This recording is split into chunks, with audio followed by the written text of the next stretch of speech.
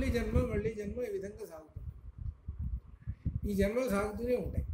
ఈ జన్మలు అనేవి పో. ఇప్పుడు దీనిలో బుద్ధి అనే దాన్ని తీసుకుంటే 247వ సూత్రంలో బుద్ధి అనేటువంటిది ఏం చేస్తుంది? సత్ అసత్తు విచక్షణా శక్తిని చూపిస్తుంది.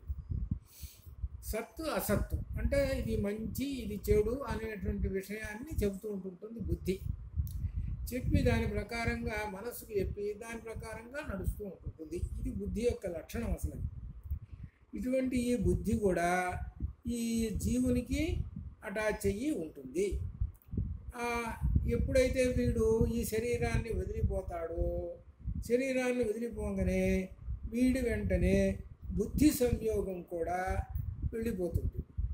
అయితే ప్రళయకాలంలో కూడా అప్పుడేంటి అని చెబుతున్నారు. ప్రళయకాలంలో కూడా ఈ బుద్ధి జీవులమ్మటే నిగూఢంగా రహస్యంగా వస్తూనే ఉంటాయి. ప్రళయకాలంలో కూడా వస్తూనే ఉంటాయి. అది ఎలా ఉదాహరణకు చెప్పమంటే, సుషుప్తి బాగా గాఢ నిద్రపోతున్నాడు. ఈ గాఢ నిద్రపోతున్నాడు, ఒక 6-7 గంటలు నిద్రపోయిన తర్వాత లేచాడు. అంటే జాగ్రత్త అవస్థలోకి వచ్చేసాడు. జాగ్రత్త అవస్థలోకి రాగానే బుద్ధి యథాతథంగా పనిచేస్తూనే ఉంది. అంత క్రితం ఏ తెలివితేటలు ఉన్నాయో, ఎంత చెప్పాడో ఏమిటో అవన్నీ కూడా మామూలుగా చెప్పేస్తాడు. మరి సుషుప్తి గాఢ నిద్రలో ఉన్నప్పుడు మరి ఇవన్నీ ఎక్కడున్నాయి? బుద్ధిలో లయమైపోయి ఉన్నాయి. బుద్ధిలో లయమైపోయి ఉన్నాయి. ఆ బుద్ధి ఆ నిద్ర అయిపోగానే మళ్ళీ యథాతథంగా పనిచేస్తుంది. అట్లనే ప్రళయకాలంలో కూడా ఈ జీవుడు వెంట ఈ బుద్ధి అనేటువంటిది వస్తుంది. వచ్చి మళ్ళీ ప్రళయకాలం నుంచి వీడు బయటికి రాగానే ఈ బుద్ధి కూడా వచ్చేస్తుంటుంది. ఈ బుద్ధి ఎంతకాలం అంటే వీడు మోక్షం పొందేదాకా ఈ బుద్ధి అనేటువంటిది వదిలిపెట్టదు. ఇది చెబుతున్నాడు. ఈ బుద్ధి వల్లనే ఈ కర్మలు చేయటం, కర్మఫలాలు అనుభవించటం, ఈ జన్మలు అనుభవించటం ఇవన్నీ జరుగుతూనే ఉన్నది అని చెబుతున్నాడు. అందుకని ఈ జీవాత్మ అనేటువంటి పదంలో ఈ జీవ అనేటువంటి దానికే ఇక్కడ విశేషమైనటువంటి తెలుసుకున్నాము అని చెబుతూ ఇక్కడ ఇంకా ఏం చెబుతున్నాడంటే, దీనిలో ఈ జీవుడు కర్మఫలాలు నశించగానే మరలా జన్మ తీసుకుంటాడు. కర్మఫలాలు తన ఏదో చేసుకున్నటువంటివి సుకృత దుష్కృత కర్మలు ఉన్నాయి, పుణ్యకర్మలు పాపకర్మలు ఉన్నాయి. అవి అనుభవించడానికి పుట్టాడు. పుట్టి వాటిని అనుభవించుతున్నాడు. అయిపోయినాయి, ఆ కర్మలు అయిపోయినాయి. అయిపోగానే వెళ్ళిపోయినాడు. వెళ్ళిపోయి మళ్ళీ పుట్టాడు. మళ్ళీ కర్మలు చేసుకున్నాడు. మళ్ళీ పుట్టాడు. మళ్ళీ ఇది అనగా పునరపి జననం పునరపి మరణం. ఇదే భగవద్గీతలో కూడా చెప్పినటువంటిది ఏమిటంటే, పుట్టాడు అని అంటే గిడతాడు, గిట్టాడు అంటే మళ్ళీ పుడతాడు. ఇదే చక్రం దీనిలో జరుగుతుంది. ఇది ఎవరికి? ఈ జీవాత్మకి జరుగుతూనే ఉంటుంది. ఈ జీవాత్మకి ఈ విధంగా ఎల్లప్పుడూ జరుగుతూనే ఉంటుంటుంది. ఇవన్నీ జరిగేది ఏంటంటే కర్మఫలాలు అనుభవించడము, కర్మలు చేసుకుంటూ ఉంటుంటాడు వాడు, అవి అనుభవించాలి. ఇది అన్నమాట. అయితే ఇక్కడ ఛాందోగ్యోపనిషత్తు ఒక వచనం చెబుతున్నది. ఏమిటనంటే, వీడు పుడతాడు, ప్రళయంలో కలిసిపోయినాడు, ప్రళయంలో నుంచి బయటకు వచ్చేసాడు. ప్రళయంలో కలిసిపోయేటప్పుడు వీడికి బుద్ధులు ఎట్లా వీడి యొక్క జీవాత్మ ఏ పరిస్థితులతో ఉన్నాడో మరలా అదే పద్ధతిలో వీడు బయటకు వస్తాడు. అంటే ఇప్పుడు మనిషిగానే ఉన్నాడు అనుకోండి, మళ్ళీ మనిషిగానే బయటకు వస్తాడు. ఏ జంతువుగానే ఉన్నాడు అనుకో, పోయేటప్పుడు మళ్ళీ జంతువుగా అట్లా వచ్చేస్తాడు. ఈ వచ్చి ఈ ప్రళయంలో నుంచి బయటకు వచ్చేసేసి దేనిలో లీనమైపోయి ఉంటాడు అంటే సత్తులో లీనమైపోయి ఉంటాడు. సత్ అంటే పరబ్రహ్మలో లీనమైపోయి, అందరూ పరబ్రహ్మలోనూ ఉన్నాడు. అందుకనే మనం ఏమంటాం అన్నమాట, ఇది మొత్తం ఏమిటనమాట, ఈ సర్వం కల్పితం బ్రహ్మ అంటాం. ఇప్పుడు ఇదంతా కనపడుతున్నదండి. మనం ఈ ప్రాణులు కనపడుతున్నాయి అనగా చరాచర జగత్తంతా కనపడుతున్నది. మనం కూడా ఈ చరాచర జగత్తులో ఒక అంశము. ఇట్లా అన్నీ కనబడుతున్నాయి కదా. ఇవన్నీ ఎందులో ఉన్నాయి? పరబ్రహ్మంలో. ఇది అనమాట. కాబట్టి ఆ విషయమే ఇక్కడ ఛాందోగ్యోపనిషత్తు చెబుతున్నాడు. సతి సంపద్య న విదుః సతి సంపద్యా అహ ఇతీత ఇక వ్యాఘ్రో వా సింహో వా వరాహో వా కీటో వా పతంగో వా రసికో వా వసికో వా యద్భవంతి తద్భవంతి. ఈ జన్మలలో ఈ లయమైపోయేటప్పుడు ఈ జీవుడున్నాడే మనోబుద్ధ్యాతులతోటి మనోబుద్ధి అహంకారం చిత్తం ఉన్నాయి కదా, ఇవన్నీ వీటితోటి ఉంటాడు కదా. ఆ ఉండేటువంటి వాడు దాంతో వాడు వెళ్ళినటువంటి వాడు మరలా అలానే వస్తాడు. ఇవి ఎప్పుడైతే వదిలించుకుంటాడో వీడు, ఏమిటి అంతఃకరణ చతుష్టయాన్ని వదిలించుకుంటాడో వీడు, ఈ వదిలించుకున్నప్పుడు ఆ పరమాత్మలో లీనమైపోయినాడు అనగా మోక్షాన్ని పొందాడు. మళ్ళీ పుట్టాడు వాడు. మళ్ళీ సృష్టి జరిగిందండి. సృష్టి జరిగింది. సృష్టి జరిగినప్పుడు ఎట్లయితే అంతక్రితం వాళ్ళందరూ అయితే ఉన్నారో వాళ్ళందరూ వస్తారు. వీడు పోతే రాడు. వీడు పరమాత్మలో లీనం అయిపోయి ఉంటాడు, మోక్షం పొందాడు. కాబట్టి మోక్షాన్ని పొందాలి అని అంటే ఇదిగో వీటిని వదిలించుకోవాలి. ఈ అంతఃకరణ చతుష్టయాన్ని వదిలించుకోవాలి. అందుకనే అంతఃకరణ చతుష్టయాన్ని వదిలించుకోవడానికే మన వాళ్ళు ఏం చెప్పారనంటే ఒక గుర్తు చెప్పారు. మన చేతి 4 వేళ్ళు ఉన్నాయండి. మన చేతి 4 వేళ్ళు ఉంటే ఈ 4 వేళ్ళని అంతఃకరణ చతుష్టయం అండి అన్నారు. ఈ 4 వేళ్ళు అంతఃకరణ చతుష్టయం. దీనిలో తర్జనీభ్యాన్నమః అని ఉన్నది ఒకటి. ఇది తర్జనీ వేలు. ఈ తర్జనీ వేలు అనేటువంటిది అహంకారాన్ని సూచిస్తుంది. అహంకారం ఎవరికి ఉంటుంది? జీవుడికి ఉండే లక్షణం.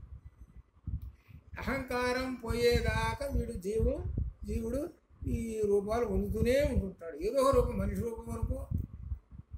అందుకని సింహోవా వ్యాఘ్రోవా కీటోవా ఎటువంటి ప్రాణిగానైనా వీడు పుడుతూనే ఉంటుంటాడు. కాబట్టి ఇన్ని జన్మలు ఎత్తుతూ ఉంటున్నారు. కాబట్టి జన్మలు అనేటువంటి జన్మ రాహిత్యం చేసుకోవాలి కనుక ఈ 4 వదిలించుకోవాలి. ఈ 4 వదిలించుకోవడానికి మొట్టమొదటిగా అహంకారం అనే దాన్ని పట్టుకోరా అన్నాడు. అహంకారం అనేటువంటిది పట్టుకో. ఈ అహంకారాన్ని బ్రహ్మము దగ్గర, బ్రహ్మం అంటే అంగుష్టం, బ్రహ్మం అంటే అంగుష్టం. ఈ అంగుష్టం అనేది బ్రహ్మం. అందుకనే మనకు దీనిలో కూడా మనకు కఠోపనిషత్తులో కూడా అంగుష్టమాత్ర పురుషో బభూవ అని వచ్చింది. అంగుష్టమాత్రం. ఈ అంగుష్టమాత్రం అంటే బ్రహ్మమునకు అహంకారం అనేటువంటి వేలుని, ఈ వేలు ఇట్లా దండం అంటే నిటారుగా 90 degrees తోటి ఉంటుంది అంటే అహంకారం. చూడండి, ఆ దేవుని గుళ్ళో కానీ లేదా పెద్దవాళ్ళ దగ్గరికి పోయినప్పుడు కానీ నిటారుగా 90 degrees తోటి ఉంటే, నిలబడి ఉంటే అది అహంకారం. ఆలయానికి వెళ్ళి దేవుని దగ్గరికి వెళ్ళి నిటారుగా నిలబడి కాకుండా శిరస్సు వంచి నమస్కారం చేస్తుంటే అది అహంకారాన్ని వంచినట్టు, తల వంచినట్టు లెక్క. అట్లనే ఈ ఏలుని వంచమన్నాడు. ఎవరి దగ్గర? బ్రహ్మము దగ్గర వంచమన్నాడు. ఇలా వంచేసేయి అన్నాడు. ఇలా వంచేసేయి. ఎప్పుడైతే అహంకారాన్ని బ్రహ్మం దగ్గర వంచేసేసావో అప్పుడు నీలో ఉన్న అహంకారం పోతుంది అని. అహంకారం పోగానే ఇక మనోబుద్ధి చిత్త అహంకారాలు ఉన్నాయి కదా, ఇంకొక 3 ఉన్నాయి కదా, మనోబుద్ధి చిత్తులు ఉన్నాయి కదా. అవేమి చెబుతాయి? నువ్వు ఇలా అనేటప్పటికి అవి కిందకి జారిపోతాయి. అంటే వాటికి ప్రొటెక్షన్ లేదు. నీ అహంకారం ఎప్పుడైతే పోయిందో, అహంకారం ఆ బుద్ధికి లయమైపోయిందో వాటికి ఆశ్రయం ఇంకేమి లేదు. ఇంకా లేకపోయేటప్పటికి జారిపోతాయి. అవి కిందకి జారిపోయినాయి. అవి ఆ 3 ఏళ్ళు కిందకి జారిపోయినాయి అంటే అవి 3 కూడా పోయి, అవి 3 కూడా పోయి ఇక దీనిలో ఉన్నది. దీన్ని ఏమన్నారు? జ్ఞానముద్ర అన్నారు. జ్ఞానముద్ర లేక చిన్ముద్ర అని. చిత్తు స్వరూపమైనటువంటి ఆ బ్రహ్మమును దర్శనం చేసుకోవటము. ఆ బ్రహ్మాన్ని దర్శనం చేసుకున్నప్పుడు వాడు క్రమంగా మోక్షాన్ని సిద్ధిస్తాడు. ఇంత విశేషం ఉంది. దీన్ని సూక్ష్మంగా మన వాళ్ళు చెప్పారనమాట. ఇట్లా 4 వేళ్ళని ఈ అంతఃకరణ చతుష్టయాన్ని ఇలా చెప్పారు. కాబట్టి అంతఃకరణ చతుష్టయం అనేటువంటిది ఉన్నంతకాలం ఈ జీవుడికి ఎన్ని ప్రళయాలు వచ్చినా ఎంతైనా మళ్ళీ సాగుతూనే ఉన్నా సరే, ఎన్ని అనేకమైన జన్మలు సాగుతున్నా సరే వాడికి జన్మలు ఎత్తాల్సిందే వాడు. అందుకని అనేకమైనటువంటి ఉన్నారన్నమాట. ఏంటో అర్థం ఏమిటి? అనేక జన్మలు పొందంగా చివరికి ఏదో ఒక జన్మలో ఆ పరమాత్మను సేవించుకున్నటువంటి వాడు మోక్షాన్ని పొందుతాడు. సహస్రాణం ఏకశః అని భగవద్గీతలో చెప్పాడు. వేల కొలదిలో ఏ ఒక్కడో నన్ను దర్శించుకుంటాడు అంటాడు. అంటే అన్ని వేల మందిలో ఏ ఒక్కడో మోక్షాన్ని పొందుతాడు. కాబట్టి అంతఃకరణ చతుష్టయం అనేటువంటి దాన్ని వదిలించుకోవాలి. అప్పుడే మోక్షం సిద్ధిస్తుంది. ఈ అంతఃకరణ చతుష్టయాన్ని తీసినప్పుడు లేకుండా ఉన్నప్పుడు అప్పుడు ఈ జీవుడు శాంతించి పరమాత్మతో లయము ఏర్పడినప్పుడే జన్మలు నశిస్తాయి. 296 పేజీలో ఫస్ట్ లైన్లో ఉంది చూడండి. శాంతించినప్పుడే, ఎప్పుడైతే శాంతిస్తాడో ఈ 4 లేకుండా పోతాయో, ఈ మనోబుద్ధి అహంకార చిత్తాలు లేకుండా పోతాయో, అప్పుడు పరమాత్మలో లయమైపోయి ఉంటాడు ఈ జీవాత్మ. ఆత్మ, ఇక జీవ అనేది లేదు, ఆత్మ పరమాత్మ ఏమిటో. అందుకనే మనకు ఆ 2 పక్షుల కథ మనకు వస్తూ ఉంటుంది అనమాట. గా సుపర్ణ సైజ సఖాయ అని. ఆ 2 పక్షుల్లో ఒక పక్షి ఎప్పుడు కర్మఫలాలు తింటూ ఉంటుంది. ఎప్పుడు తింటూనే, దాని పని ఎప్పుడు చూసినా కర్మఫలాలు తెచ్చుకోవడం తింటాం, ఇదే పని. చెట్టు మీద పెట్టుకోవడం తింటాం. చెట్టు అనేది శరీరం, దానికి ఎప్పుడు ఇదే పని ఉండదు లేదు, కర్మఫలాలు అనుభవించడం ఇది. అది ఒక్కరోజైనా సరే నా వెంట ఇంకో పక్షి కూడా వస్తున్నది, నా మాదిరిగానే ఉన్నది, అదేమో ఏమి తింటలేదు, చూస్తూ ఉన్నది, నేను మాత్రం తెచ్చుకొని తింటున్నాను, మరి దానికి ఆకలి వేయటం లేదా, మరి దానికి తినాలని కోరికలు లేవా? ఎప్పుడన్నా ఆలోచించిందా ఈ పక్షి? ఆలోచించాల. ఎంతసేపు ఇదే పని, వెనక్కి తిరిగి చూడలేదని అర్థం. తన వెంట వస్తున్నటువంటి ఆ పక్షిని, ఆత్మ అనే పక్షిని చూడలేదు. ఇద్దరు ఒక రకంగానే ఉన్నారు, ఇద్దరు కలర్ ఒకటే, ఎత్తు ఒకటే, అన్నీ ఒక రకంగానే ఉన్నాయి. ఎప్పుడైతే వెనుదిరిగి ఆ పక్షిని చూసి ఈ పక్షి ఏం చేస్తున్నది ఏమిటని తెలుసుకుంటాడే, ఆ ఆత్మని గురించి తెలుసుకుంటాడే, అనగా వెనుదిరిగి చూస్తున్నాడు. ఎవరు ఈ పక్షి నా ఎమ్మటే వస్తున్నది అని ఆ వెనుదిరిగి చూడటం అనేది అంతహా. అది అంతహా లోపల దృష్టికి వెళ్ళాడు. లోపల దృష్టికి వెళ్ళి ఈ హృదయం అనే గుహలో ఉన్నటువంటి ఆ అంతహా లోపల కూర్చున్నాడే, గుహలో ఉన్నాడే, ఆ గుహలో ఉన్నటువంటి ఆ పరమాత్మని దర్శనం తాను చేసుకుంటాడు. ఎప్పుడైతే దర్శించో అప్పుడు మోక్షం సిద్ధిస్తుంది. కాబట్టి ఆత్మ అనేటువంటి వాడు ఎక్కడ ఉన్నాడు? మనలోనే ఉన్నాడు. కానీ మనలో ఉన్నటువంటి ఆత్మను ఈ జీవాత్మ ఎప్పుడూ కూడా కర్మఫలాలు అనుభవించడమే కానీ మనలో ఉన్నటువంటి ఆత్మని నేను దర్శనం చేసుకోవాలి అనేటువంటి కోరిక కలగటం. అందుకనే ఇట్లా ఈ భావం ఉండటం వలన జీవాత్మ అనేటువంటిది ఒకటి ఉండదండి, ఆత్మ అనేది ఒకటి ఉన్నది కదండి. మరి ఈ లెక్క ప్రకారంగా చెప్పుకుంటే మరి జీవాత్మ పరమాత్మలో లయం కావటం అనేది చెప్పుకుంటున్నాం కదా. అంతఃకరణ చతుష్టయం అనేటువంటిది ఎప్పుడైతే పోతుందో అప్పుడు లయమైపోతుంది, శాంతిస్తుంది అని చెప్పుకున్నాం కదా. అటువంటిప్పుడు 2 ఉన్నాయి కదా. కాబట్టి ద్వైతము అని ఎందుకు చెప్పుకోకూడదు? ద్వైత భావము కాబట్టి ద్వైత మతము అన్నారు వాళ్ళు. ఇది వాళ్ళు ఏమంటారు? అవునండి, కరెక్టేనండి, ద్వైత మతం అన్నాము.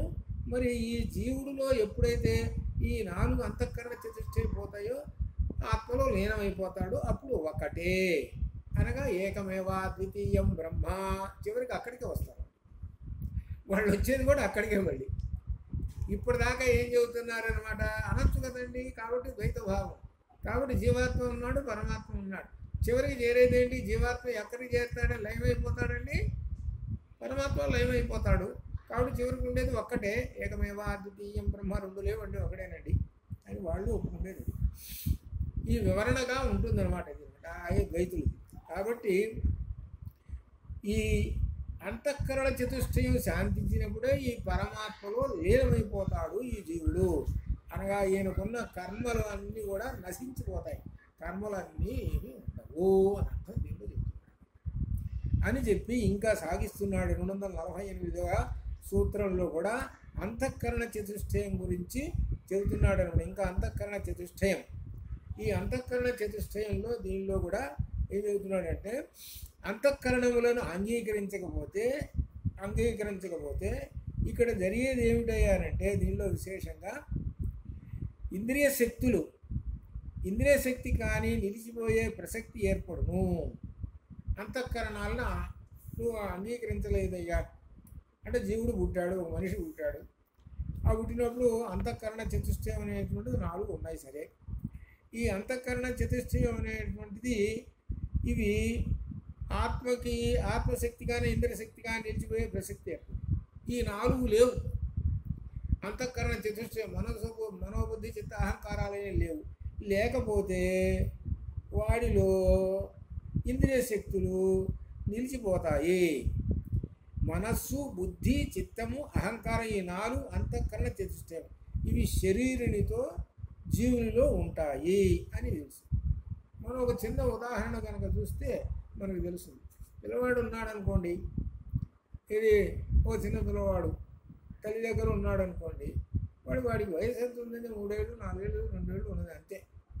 వాడు ఏం చేస్తాడంటే, ఇది నాదే లాక్కుంటాడు. ఒకటి ఇది నాది అని లాక్కుంటాడు వాడు. చూడండి, చిన్నప్పుడే వాడికి అహంకారం వాడి దగ్గర తీసుకున్నాం అనుకో, వాడు కాల్ చేస్తాడంటే ఇది నాది అంటాడు. నాది అనే మాట అనలేక వాడు కాల్ చేస్తాడు. అంటే అర్థం ఏంటి? వాళ్ళు అంతఃకరణ చతుష్టయం చేరిపోయింది. వాళ్ళు అంతఃకరణ చతుష్టయం చేరి అవి కాస్త రోజు రోజుకి వృద్ధి పొందుతూనే ఉంటాయి. ఇంకా చూడండి, అనగా జీవుని వెంట వస్తూనే ఉంటుంటాయి అవి అంతఃకరణ చతుష్టయం. ఈ వచ్చి ఏం చేస్తాయి అంటే విషయ జ్ఞానాన్ని లాగుతూ ఉంటాయి. అంతఃకరణ చతుష్టయం ఉంటేనే నువ్వు విషయాన్ని అర్థం చేసుకుంటావు. ఆ లోకంలో ఉన్నటువంటి జ్ఞానం తెలుసుకోవాలంటే మనస్సు బుద్ధులు పనిచేయాలి. కాబట్టి నువ్వు జ్ఞానం ఎట్లా వస్తుంది? మనోబుద్ధులు పనిచేయాలి కదా. పనిచేస్తేనే విషయ జ్ఞానం అంతా వచ్చేది, నాలెడ్జి వచ్చేది. అవి లేకపోతే ఎట్లా నీకు విషయ జ్ఞానం వస్తుంది? ప్రపంచంలో ఎట్లా తిరుగుతావు? కాబట్టి ఆ విషయ జ్ఞానం కనుక లేకపోతే ప్రపంచంలో తిరగలేవు, ఈ చరాచర జగత్తులో తిరగలేవు. కాబట్టి ఈ అంతఃకరణ చతుష్టయం లేకపోతే తిరగలేవు, ఉండాలేవి. ఈ అంతఃకరణ చతుష్టయాలు ఉంటేనే విషయ పరిజ్ఞానం చేసుకుంటావు, ఈ చరాచర జగత్తులో తిరుగుతూ ఉంటుంటావు. కాబట్టి ఈ అంతఃకరణ చతుష్టయానికి అస్తిత్వం ఉన్నది. ఇవి ఎప్పుడు పోతాయి అంటే, జీవాత్మ పరమాత్మలో లయమైపోయేదాకా ఉండి అప్పుడు పోతాయి. ఈ జీవాత్మ ఎప్పుడైతే ఉపాధి తీసుకుంటుంటాడో, ఉపాధి అంటే శరీరం, ఈ శరీరం నుంచి ఇంకో శరీరంలో వెళ్ళిపోయినాడండి. రకరకాల శరీరాలు. ఇప్పుడు మానవ శరీరంలో ఉన్నాడు, ఉండి ఏం చేశాడు? జంతు శరీరంలో పోయినాడు అనుకోండి. అక్కడ మళ్ళీ జంతు శరీరం నుంచి మానవ శరీరంలో వచ్చాడు అనుకోండి, మళ్ళీ అవి అంతటా వస్తూనే ఉంటాయి. ఇవి ఎల్లప్పుడూ వస్తూనే ఉంటుంటాయి. ఇవి ఎప్పుడు అంటే, ఎప్పుడైతే ఇవి నశించిపోతాయో, ఈ 4 అంతఃకరణ చతుష్టయం పోతాయో, అప్పుడు జీవాత్మ ఆ పరమాత్మలో లీనమైపోతాడు అని. ఎంత విశేషం ఉంటే అంత తేలిక. ఏం చదువుతున్నారు? అంతఃకరణ చతుష్టయం వెంటబడి వస్తూనే ఉంటుంది అన్నాడు. ఈ అంతఃకరణ చతుష్టయం వస్తూనే ఉంటుంది మళ్ళీ. అందుకని అంతఃకరణ చతుష్టయంతోనే కదా మరి కర్మలు చేయాలంటే ఎట్లా? అంతఃకరణ చతుష్టయం లేకపోతే కర్మలు ఎట్లా చేస్తావు? బుద్ధి ఉండాలి, బుద్ధి పనిచేయాలి కదా. ఒక యజ్ఞం చేయాలంటే మనోబుద్ధులు పనిచేయాలి కదా. అక్కడ మనోబుద్ధులు పనిచేయకపోతే యజ్ఞం చేయలేవు కదా. యజ్ఞం చేస్తేనే కదా కర్మ. ఆ కర్మ వలనే కదా నీకు వచ్చేటువంటిది ఫలాలు. ఒక దాన కర్మ చేసావు, పుణ్యకర్మ చేసావంటే నీకు మనోబుద్ధులు పనిచేయాలి కదా. ఇవన్నీ లేకపోతే ఈ కర్మలు ఎట్లా చేస్తావు? అవి ఉండటం వల్ల కర్మలు చేయాలి. మరి కర్మలు చేసావు, కర్మలు చేస్తే ఏమైనా చివరికి మళ్ళీ పుట్టావు. ఎట్లా ఇప్పుడు మళ్ళీ పుట్టావు, మళ్ళీ పునరపి జననం పునరపి మరణం పునరపి ఇదే జాతస్య ధ్రువో మృత్యు ధ్రువం జన్మ మృతస్య చ తస్మాదపర్యార్యార్థే నత్వం శోచితుమర్హసి. ఇదే పని, ఇలా జరుగుతూనే ఉంటుంది. కాబట్టి ఇట్లా ఈ విధంగా ఆ అంతఃకరణ చతుష్టయం ఉన్నంత కాలము ఈ జీవుడికి ఉపాధులు ఉంటూనే ఉంటుంటాయి అని చెబుతూ, మనస్సు నిశ్చలంగా ఉంటేనే వస్తు జ్ఞానం కలుగుతుంది.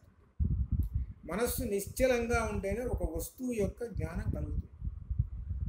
ఇక్కడ ఒక విశేషం చెబుతున్నాడండి, చాలా గొప్ప విశేషం. ఏమిటంటే మనస్సుని గురించి చెబుతున్నాడు. ఈ మనస్సు ఎంత పని చేస్తుందనంటే, మనకు ఇంద్రియాలు 5 ఇంద్రియాలు ఉన్నాయి. 5 ఇంద్రియాలు ఉన్నాయి, సరే కళ్ళు ఉన్నాయి. ముందు కళ్ళ సంగతి చెప్పుకుందాం. మనం ఎదురు ఇక్కడ కూర్చున్నాం, ఎవరు మాట్లాడుతున్నాం, ఎవరో వచ్చారు, అటు వెళ్ళారు, అటు తిరిగారు, అంతా అయిపోయింది. అయిపోయిన తర్వాత వాళ్ళు అన్నారు, నేను వచ్చి చాలాసేపు అయింది కదా అని అంటారు. ఎప్పుడు వచ్చావు నాకు తెలియదే అంటారు. ఎప్పుడు వచ్చావు నాకు తెలియదే, నేను చూడలేదే అంటారు. మరి కళ్ళ ముందుగానే పోయినాడు, అటు పోయినాడు, నేను అటు పోయి కూర్చున్నాడు. ఎప్పుడు వచ్చావు నాకు తెలియదే, నేను చూడలేదే అంటాడు. ఉదాహరణ, మనస్సు అక్కడ ఏం పనిచేసింది? మనస్సు పని చేస్తేనే, కళ్ళు మాత్రం చూసినాయి, లీలగా చూసినాయి, కానీ మనస్సు పని. అట్లనే చెవులు ఉన్నాయి, ఆ చెవులు కూడా ఏవో చెబుతున్నారు, వింటున్నారు, మనం ఏదో రాసుకుంటున్నాము, ఇవన్నీ చెబుతున్నాం, ఏవో 4 మాటలు చెబుతున్నాం, అవి చెబుతున్నాము, ఇవన్నీ అయిపోయినాయి. అవన్నీ అయిపోయిన తర్వాత ఏమంటే మీకు చెప్పాను కదా అని అంటారు. ఎప్పుడు చెప్పావు నాకు? అయ్యో నాకు ఎప్పుడు నిజంగా చెప్పారు కదండి, అయ్యో నాకేం చెప్పలేదే, నేను అప్పుడు రాసుకుంటున్నాను. ఈ చెవులు ఏంటి, ఏదో సౌండ్ వచ్చింది, ఈ చెవులు పట్టించుకోవాలంటే మనస్సు పట్టించుకోవాలి. ఇట్లా ఈ విధంగా చూస్తుంటే, అలానే నాలుక రుచి, ఏమో తిన్నాం కానీ రుచి ఏమో గుర్తులేదయా అంటుంటారు. చూడండి, ఇవన్నీ లోకంలో ఉండేటువంటిది. అంటే ఏమిటనమాట, ఈ ఇంద్రియాలు 5 ఇంద్రియాలు దేనికి అటాచ్ అయ్యి ఉన్నాయి అంటే మనస్సుకి అటాచ్ అయ్యి ఉన్నాయి. అటువంటి మనస్సుట అన్యత్ర, మరొక చోట ఉన్నది, అన్యత్ర మన అభూవం నా అదర్శం. నా మనస్సు ఒక చోట ఉందయ్యా, వీడు పోయినావు ఏదో అన్నావే చూసావు, నేను చూడలేదు అంటాడు. మనస్సు ఎక్కడో ఉంది, మనస్సు ఎక్కడో ఉండి ఆలోచన చేస్తున్నది, వీడు పోయిన సంగతి, వీడు వచ్చి కూర్చున్న సంగతి నేను చూడలేదు అని అంటాడు. అలానే అన్యత్ర మన అభూవం, అలానే అన్యత్ర ఆ మనస్సు చాలా ఎక్కడో ఉన్నది. ఆ ఉన్నటువంటి దాన్ని ఇక్కడ నీవు వచ్చినటువంటి విషయము చూడలేదు కనుక ఇక నువ్వు వచ్చి ఏదో చెబుతున్నావు, అది కూడా నేను వినలేదు, చూడలేదు, వినలేదు, చూడలేదు, అసలు ఈ సంగతి అంతా ఏం పట్టించుకోలేదయ్యా. ఇంకా ఏం చెబుతున్నాడు అని అంటే శ్రద్ధ, అశ్రద్ధ ఇవన్నీ కూడా మనస్సుకు అటాచ్ అయి ఉంటాయి. ఇవి మొత్తం మనస్సుకి అటాచ్ అయి ఉంటాయి. శ్రద్ధ, అశ్రద్ధ ఇవన్నీ మనస్సుకు అటాచ్ అయి ఉంటాయి. నా మనస్సు ఎక్కడో ఉన్నది కాబట్టి నేను చూడలేదు, నా మనస్సు ఎక్కడో ఉన్నది నేను వినలేదు. అందుకని మనం ఎంతో బాగా చెబుతున్నా కానీ ఒక్కోసారి వాడి చెవులు మనసు ఎదురుగానే కూర్చున్నట్టు ఉంటాడు, వాడి మనస్సు ఎక్కడో ఉంటుంది, కానీ ఏం చెప్పాడో ఏమిటో చివరి నాకు తెలియదయ్యా అంటాడు. చూడండి, మనస్సు యొక్క గొప్ప విశేషం చెబుతున్నాడు. ఆ మనస్సుతోనే వింటున్నాడు. కోరిక, సంకల్పం, సంశయం, శ్రద్ధ, అశ్రద్ధ, ధైర్యము, అధైర్యము, ఇంకా సిగ్గు, ప్రజ్ఞ, భయము మొదలగు అన్నీ కూడా ఇవన్నీ మనోవ్యాపారములు. సంకల్పము, వికల్పము, ధైర్యము ఇవన్నీ కూడా మనస్సు చేసేటువంటి పనులు ఇవి. కాబట్టి మనస్సుని ఎక్కడనో అన్యత్ర పెట్టకుండా, మనస్సును అన్యత్ర పెట్టకుండా తీసుకొచ్చి ఇక్కడ పెట్టాలి. మనస్సును ఎక్కడో అన్యత్ర పెట్టావు, తీసుకొచ్చి అక్కడ పెడితే ఎట్లా? అందుకని భగవద్గీతలో కూడా చెప్పాడనమాట. ఏమిటనమాట, నీవు మనస్సు లగ్నం చేసుకొని నాకు ఆ భక్తితో కనుక సమర్పిస్తే అప్పుడు నేను తీసుకుంటానయా అన్నాడు. ఆ ఆ భక్తి అనేటువంటిది ఉండాలి. మనస్సు ఒక చోట, రెండు ఒక చోట రకరకాలుగా ఉంటే అట్లా. అందుకని మనస్సు అనేటువంటి దాన్ని కట్టిపడేయాలి. అందుకనే ఇదే మొన్న ఒక చిన్న ఇది కూడా పంపించాను అనమాట. మనకు ఉదాహరణకి అశ్వం ఉందనుకోండి, ఆ అశ్వాన్ని కట్టేయాలంటే దాని కాలికి కట్టేసి తాడు కట్టి తీసుకొచ్చి గట్టిగా ఒక కొయ్యకి స్తంభానికి కనుక కట్టేస్తే అది ఎక్కడికి పోకుండా దానికి అంత దూరంలో తినే తిండి కనబడుతుంది. తినే తిండి బాగా పచ్చని కనబడుతుంది. దానికి కనబడి అది తినాలని దీనికి కోరిక పుట్టింది. ఈ గింజుకోవడం మొదలుపెట్టింది. చాలా ఎంతసేపటికి 10 నిమిషాలు ట్రై చేసింది, రాకపోయేటప్పటికి అప్పుడు ఏం చేసింది అనమాట, ఇక నాకు రాదులే, ఇక నాకు వెళ్ళలేను, తినలేనులే అని ఇక పరమశాంతంలోకి పోయి ఇక అట్లా కూర్చుంది. అంటే అర్థం ఏంటి, ఈ మనస్సు అనేటువంటి దాంతో, మనస్సు అనే తాడుతోటి కట్టిపడేసింది. మనస్సు అనేది చూస్తున్నది పోవాలి తినాలని, కానీ మనస్సు అనేటువంటి తాడే పనికిరాదు, తినాల్సి కూర్చోండి. అట్లా కాకుండా ఆ మేకుకి ఆ తాడు లేకపోతే ఖాళీ కట్టాల్సిన తాడు లూజ్గా కట్టేసామనుకో, అది ఒక్కసారి గుంజుకోగానే వచ్చేస్తుంది, వరండబోతుంది, అది అక్కడ ఉన్నటువంటిది తినేస్తుంది. అది తినకూడని పదార్థం, పైకి మాత్రం తినటానికి ఉన్నటువంటిగా యోగ్యంగా కనపడుతుంటాయి. అది తినేస్తుంది. ఆ తినేసిన తర్వాత దానికి వ్యాధి వస్తుంది, క్రమంగా అట్లా అధికంగా. అనగా మనస్సు ఏం చేసింది అనమాట, లగ్నం చేయలేకపోతున్నది. మనస్సు సంకల్పం ఇది చేయాలి అనుకుంటుంది, వెంటనే వికల్పం అది కాదు బుద్ధి చెబుతుంది, వరే ఇది మంచిది కాదురా పని చెబుతుంది, సరే వికల్పం మానుకుంటున్నానులే అంటుంది మనస్సు. కాబట్టి మనస్సుని అందుకనే గీతలో చెప్పాడు. కృష్ణ పరమాత్మ చెప్పుకుంటూ వచ్చే జ్ఞానయోగం ఇవన్నీ చెప్పుకుంటూ వచ్చాడు. అర్జునుడు అన్నాడు, అయ్యా నువ్వు ఇప్పుడు దాకా ఉపన్యాసం చెప్పావు, బాగానే ఉంది, ఈ జ్ఞానయోగం చెప్పుకుంటూ వచ్చావు, కర్మయోగం చెప్పుకుంటూ వచ్చావు, కానీ చంచలం హి మన కృష్ణ ప్రమాది బలభద్రుఢం అని ఆయనే చెప్పాడు. ఈయన అడిగాడు, చంచలం హి మన కృష్ణ, అర్జునుడు అంటున్నాడు చంచలం హి మన కృష్ణ అని చెప్పాడు. ఏ కృష్ణ, ఈ మనస్సు చంచలమైనటువంటిది, దీన్ని కట్టేయటం అంత తేలికైంది కాదు, చాలా కష్టమైనటువంటిది. అటువంటి ఈ మనస్సును కట్టేయాలంటే ఏమిటి మన దగ్గర, ఏమిటి మందులు ఏమున్నాయి అనేటువంటి ప్రశ్న. ఇదే దీనిలో భగవద్గీతలో ప్రధానమైనటువంటి ఈ చంచలమైనటువంటి మనస్సుని బంధించాలి. బంధించి ఆ మనస్సుని ఆ పరమాత్మ దగ్గర లయం చేయాలి. దానికి 6వ అధ్యాయము చెప్పారు, ధ్యాన యోగము. అదే ఆత్మ సంయమ యోగం. ఆ ధ్యాన యోగంలో ఎలా ధ్యానం చేయాలి అవి విషయాలన్నీ కూడా దానిలో వివరంగా చెప్పారు. క్రమక్రమంగా శనై నెమ్మదిగా ఒక్కసారే నేను ఇంతరా ఒక్కసారే రావాలి అనేటువంటిది కుదరదు. రోజు కొంచెం ప్రాణాయామం, రోజు కొంచెం అలా క్రమక్రమంగా ప్రాణాయామం చేయటం, అలానే జ్ఞానాన్ని సంపాదించడం. అట్లా క్రమక్రమంగా సంపాదించుకుంటూ ఈ బుద్ధికి ఈ ఇదంతా ఎక్కిచ్చేసేస్తే, ఈ జ్ఞానం సంపాదించినంతా కనుక ప్రవేశపెట్టేస్తే, అప్పుడు ఈ క్రమంగా ఈ మనస్సు ఇవన్నీ లగ్నమై ఒక చోట కట్టిపడేసుకొని అక్కడ ఉంటాయి. అందుకనే మనస్సు అనేటువంటి దాన్ని గుర్రాలతో చెబుతారు. గుర్రము అంటే తెలుగు పదం, అది సంస్కృతంలో అశ్వము అంటారు. అశ్వము అని అంటే ఆసు వేగే అంటే వేగంగా వెళ్ళినటువంటిది. అనేక జంతువులు ఉన్నాయండి, కానీ ఇది వెంటనే స్పీడ్ అందుకుంటుంది, 60 మైళ్ళ స్పీడ్ తోటి పరిగెత్తుంది. ఆ లక్షణము మన ఇంద్రియాలకు ఉన్నాయి. మన ఇంద్రియాలు వెంటనే ఆ కన్ను చూసిందండి, అంత దూరంలో 2 కిలోమీటర్ల దూరంలో ఏదో చూసింది ఒక వస్తువుని, ఆ చూడంగానే వెంటనే అంత దూరంలో కనబడి అక్కడ ఉందిగా పరిగెత్తాల్సింది. చెవులు ఉన్నాయి, ఏదో సౌండ్ వస్తుంది వినపడుతుంది, అక్కడికి పోవాల్సింది. ఇట్లా ఈ విధంగా ఈ ఇంద్రియాలు తెలుసుకొని ఈ మనసుకు చెప్పేటప్పటికి మనసు ఏంటి పరిగెత్తుతూ ఉంటుంది. ఆ మనసు పరిగెత్తుకొని అవి అనుభవించాలి. ఇవి ఏమిటి? ఈ అనుభవించేటువంటివి ఈ 5 ఇంద్రియాలు. అందుకనే ఈ ఇంద్రియములకు ముందు ఒక పదం చేర్చారు. ఏమిటది? జ్ఞానేంద్రియములు. జాగ్రత్తగా గుర్తుపెట్టుకోండి రా మీరు. జ్ఞానేంద్రియములు అంటారు వీటిని. అనగా ఈ 5 చేత జ్ఞానమును సంపాదించుము అని అర్థం. 5 చేత జ్ఞానమును సంపాదించుము అని చెబితే పెద్దలు మన వాళ్ళు చేర్చారు దానికి.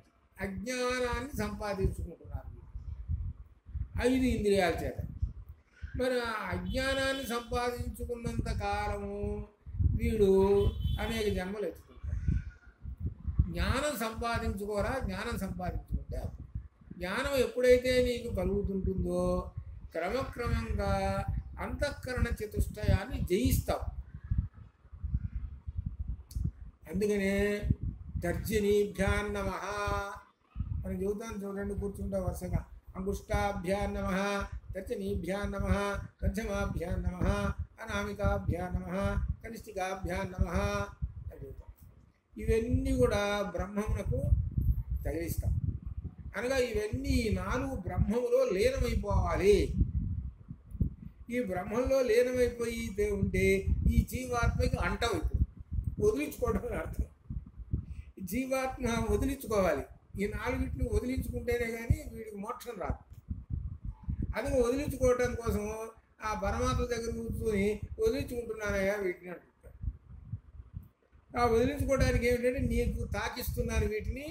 కాబట్టి వీటిల్లో ఏం చేరాలి? అంతఃకరణ చతుష్టయం అనేది పోయి అంత మొత్తము సమస్తము జ్ఞానంతో నిండిపోవాలి. అందుకనే సమస్తము జ్ఞానంతో నిండిపోయినదే కనుక లలితా రహస్య సహస్రనామాలలో జ్ఞానదా, జ్ఞాన విగ్రహ అది. లలితా రహస్య సహస్రనామాల్లో లలితాదేవియే మనం. అందుకనే లలితాదేవియే మనం అని అంటే ఏంటంటే అట్లా అంటారు ఏంటంటే తత్వమసి. అమ్మవారే చెప్పింది కదా, తత్వమసి, తత్తత్వమసి. సౌందర్యలహరిలో 23వ శ్లోకం. ఆ మహావాక్యం ఎప్పుడైతే నువ్వు తెలుసుకుంటావో అప్పుడు తత్వమసి. కాబట్టి ఇదంతా జ్ఞానము. ఈ జ్ఞానస్వరూపము, జ్ఞానమయమైనటువంటిది ఈ రూపము అని తెలుసుకుంటాం. అందువలన అంతకాలం దాకా ఎన్ని ప్రళయాలు వచ్చినా, ఈ ప్రళయాలు వచ్చినప్పుడు ఏం జరుగుతుంది? మొత్తం ఈ సృష్టి చరాచర జగత్తు మొత్తం లయమైపోతుంది. లయమైపోగానే కొంతకాలం అలానే ఉండిపోతుంది. మరలా సృష్టి అనగా రాత్రి పగలు. రాత్రి ఏమిటి? సృష్టి అంతా లోపలికి పోతుంది. పగలు ఏమిటి? మొత్తం సృష్టి బయటకు వస్తుంది. ఇది అర్థం. వాస్తవానికి కూడా మనం రోజు చూస్తున్నదేగా. రాత్రి వస్తున్నది. రాత్రి రాగానే ఏమంటారు? అందరూ ఇళ్ళకి చేస్తారు, చేరి శుభ్రంగా నిద్రపోతారు. నిద్రపోతారంటే అర్థం ఏంటి? ఏం పని చేయరు. ఏం పని చేయరు. అంతా కూడా టౌన్ అంతా ఎట్లా ఉంటుంది? నిద్రపోతూ ఉన్నట్టుంటుంది. అంతా నిద్రపోతున్నారు. ఒక్కడు బజార్లో కనపడతాయి. పగలు వచ్చేసింది ఏంటప్పుడు అనుకోండి, పగలు రాగానే ఇక చూసుకోండి ఎట్లా ఉంటారు. ఇక్కడే మనకి అట్లానే ఈ సృష్టి లోపలికి వెళ్ళిపోతున్నప్పుడు ఏమీ ఉండదు. పగలు వచ్చేటప్పటికి మొత్తం బయటకు వచ్చేస్తుంది. అవ్యక్తము. అదే రాత్రి సమయం అనేది అవ్యక్తంలో ఉండిపోతుంది. మరలా వ్యక్త రూపం పగలు వచ్చేటప్పుడు వ్యక్తంలోకి వచ్చేసి మొత్తం బయటకు వచ్చేది. కాబట్టి ఈ జీవుడు ఆ పరమాత్మను లయమైపోయేదాకా ఈ అంతఃకరణ చతుష్టయం వదిలిపెట్టవు. ఈ అంతఃకరణ చతుష్టయంతో వీడు దీంతో సరిపోతుంది. దానిలో మనస్సుని గురించి చెప్పాడు. మనస్సు ఎక్కడో ఉన్నది. మనస్సు ఎక్కడో ఉన్నది, అక్కడ లేదు. ఏదో అంటారే దేహం దేవునిపై, చిత్తం అంటే ఈ మనస్సు అనేటువంటిదేమో ఇంకొక చోట ఉన్నదన్నమాట. అనగా అర్థం ఏమిటి? దేవుడు ఎదురుగా కూర్చున్నాడండి, నమస్కారం చేస్తూ కూర్చున్నాడు. ఆ దేవుణ్ణి చూస్తూ ఉన్నాడు, ఆలయంలో చూస్తూ ఉన్నాడు. చిత్తము చెప్పులపై. చిత్తం ఎక్కడ ఉంది? చెప్పులపై. బయట చెప్పులు వదిలేసి వచ్చాడు. 3000 రూపాయలు గుండు పెట్టుకొని వచ్చిన చెప్పులు ఈవిడ ఎవడేసిపోతాడో ఏమిటో అని అనుకుంటా, సరిగ్గానే పెట్టానా లేదా అక్కడ అని అనుకుంటూ ఉంటుంటాడు. చూసుకోండి, చిత్తం ఎక్కడుందో చూసుకో, దేహం ఎక్కడుందో చూసుకో. కానీ చిత్తం చెప్పులు పోయాను కాకపోయినా కానీ మన శరీరానికి ఏదైనా కానీ జేబులో డబ్బులున్నా ఇంకా కంఠంలో హారాలు ఉన్నా కానీ జాగ్రత్త జాగ్రత్త అని అనిపిస్తుంది. ఎవడు చూస్తున్నాడు అంటే ఏమిటి? మనస్సు ఎక్కడ ఉండాలి? ఉండవలసిన చోట మనస్సు ఉండలేదు, ఎక్కడో పనిచేస్తూ ఉంది. పైకి శరీరం మాత్రం అక్కడే ఉంది. అందుకని ఈ మనస్సుని గురించి ఈ మన చెప్పినటువంటి బృహదారణ్యకోపనిషత్తులో అన్యత్ర మనా అని చెప్పాడు. అనన్యా చింతయంతో మాం ఏ జనా పర్యుపాసతే తేషాం నిత్యాభియుక్తానాం యోగక్షేమం వహామ్యహం. అనన్యా చింతయంతో మాం ఏ జనా పర్యుపాసతే తేషాం అని వరుసగా చెప్పాడు. అనన్య చింతనతో మనస్సు అనేటువంటి దానిని లగ్నం చేసి నన్ను ఎవరైతే ధ్యానం చేస్తుంటారో వాళ్ళ యోగక్షేమాలు నేను చూస్తాను అని చెప్పాడు. కానీ ఈ మనస్సు అనేటువంటిది అక్కడ నిలకడగా లేదు. ఆ నిలకడ చేసుకోవటం అందుకని ధ్యాన యోగం చెప్పాడు. అంత విశేషం. అందుకనే ఆ మనస్సు నిలకడగా ఉండాలి, అది అంత విశేషంగా ఉండాలి. అందుకని మహాకవులు ఉన్నారండి, వాళ్ళు మహాగ్రంథాలు రాశారు. ఎంతో మహా జ్ఞాన సంపద దానిలో ఉన్నటువంటి రాశారనంటే వాళ్ళ మనస్సు ఎంత లగ్నమై ఉంటే రాసింటారు అంటే మనం ఒకసారి చూసుకుంటే అంత విశేషమైన మనస్సు లగ్నం చేసి. అలానే ఒక శిల్పి ఉంటాడు, ఆ శిల్పి ఆ దేవుడి బొమ్మ చెక్కుతుంటాడు. అతని యొక్క మనస్సు ఎంత లగ్నమయ్యింది, చక్కగా బొమ్మను చెక్కి అక్కడ పెట్టేస్తే అప్పుడు చూసి అంత ఆనందిస్తాం. మనస్సు లగ్నమై ఉన్నది.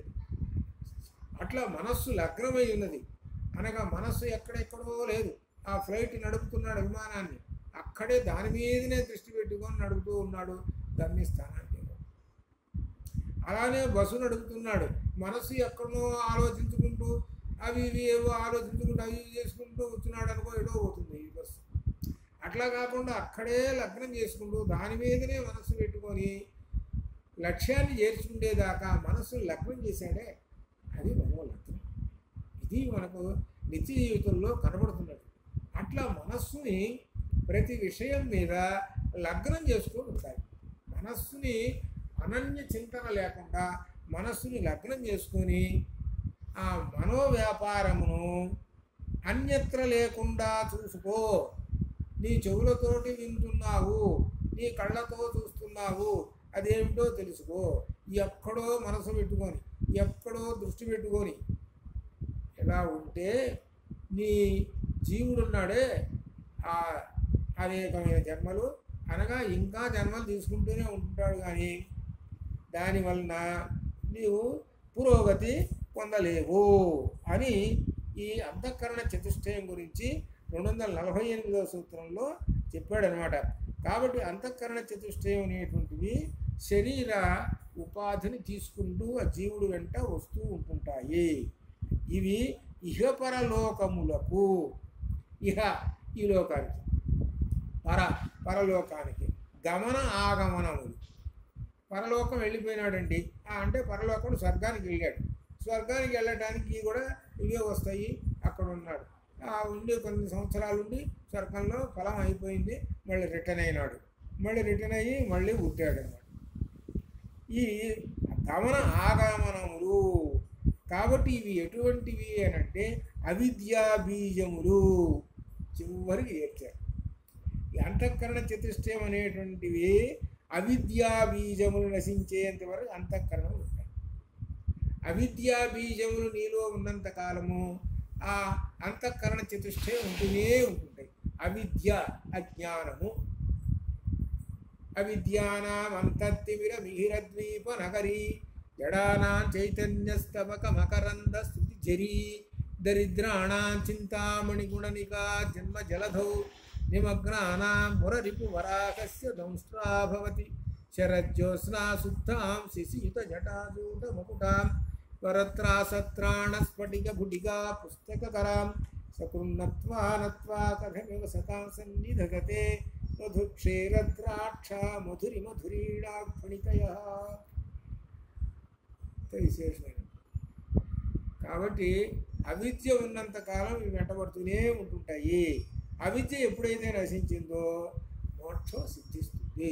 మోక్షం సిద్ధించినప్పుడు ఈ జీవాత్మ పరమాత్మలో లయమైపోతాడు. ఇక సృష్టి వచ్చినప్పుడు వీడు పుట్టడు, అనగా పరమాత్మలో లీనమైపోయినాడు. కాబట్టి వీడికి జన్మ లేదు, మోక్షం పొందాడు. మోక్షం పొందాడు అని అంటే మరలా జన్మ లేదు అని అర్థం. ఆ మోక్షం పొందాలి అని అంటే వీడు ఎన్ని సృష్టిలు జరుగుతున్నాయో, ఎన్ని ప్రళయాలు జరుగుతున్నాయో వీడు తిరుగుతూనే ఉన్నాడు. అంటే రాక పోక ఇవన్నీ చేస్తున్నాడు. వీటన్నిటికీ మూలం ఏమిటయ్యానంటే ఈ అంతఃకరణ చతుష్టయము ఇది చెబుతున్నారు.